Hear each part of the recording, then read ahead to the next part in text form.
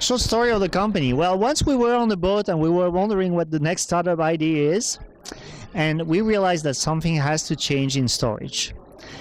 Data storage has been done for the past 20 years exactly the same way. You deploy a very large system, whether it's a SAN or a NAS, and then when it gets to be 5 years old, you deploy a new system that's bigger and more beautiful, and you migrate your data from one to the other. And this is a very painful process. Typically you lose some data in between, or you have some process that fall, and it ends up being very costly.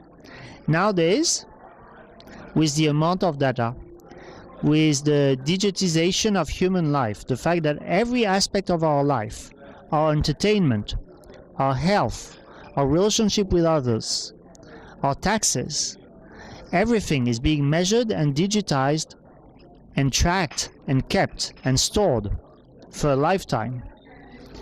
We need a different kind of storage. We need to be able to store a lot of data for a lifetime. We need a storage that is nimble, that is reliable, day in, day out, whether it's cold or hot.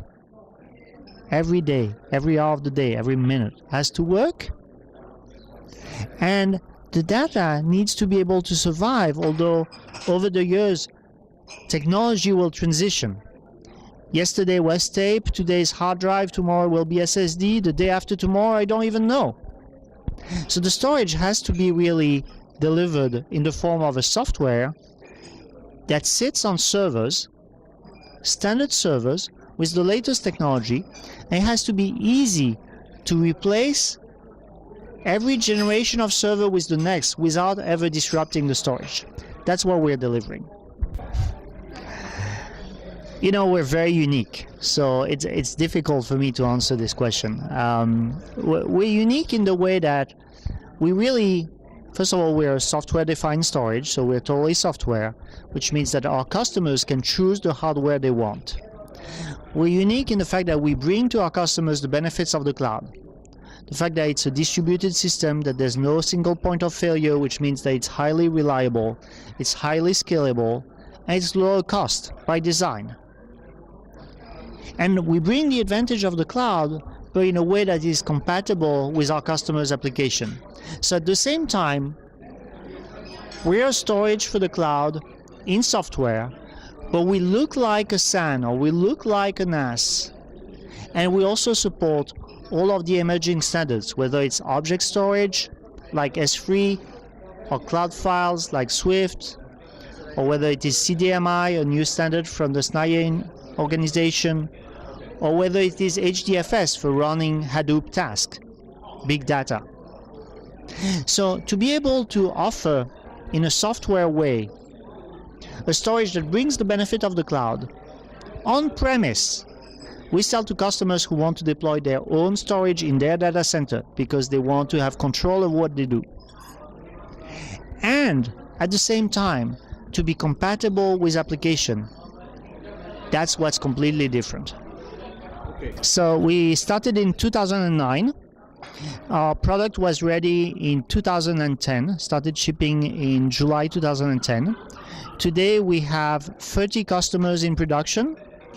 We actually have quite a few customers in Italy, with customers like Libero or Aruba. We also have Scality.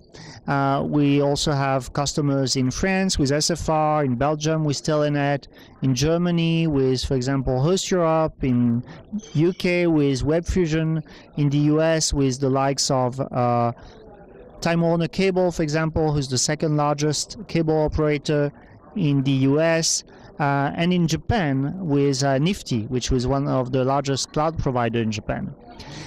So 30 deployments. Many of these customers have more than a petabyte of storage, serving tens of millions of users. Altogether, we serve over 100 million users for different applications.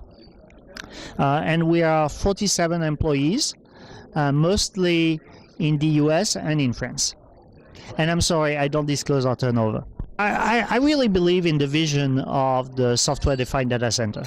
It's actually interesting. I made a presentation in 2011 at the web hosting days in Germany, where the opening of my presentation was the song Imagine from John Lennon. And I was describing an IT where everything is software that's deployed on generic servers. I didn't have the idea to call it software-defined data center. I would say that VMware was really brilliant in doing this. But the concept is something I've been talking about for the past 2 years. And I really see an IT where essentially when you program an application, you don't have to think about how much demand this application will have to meet.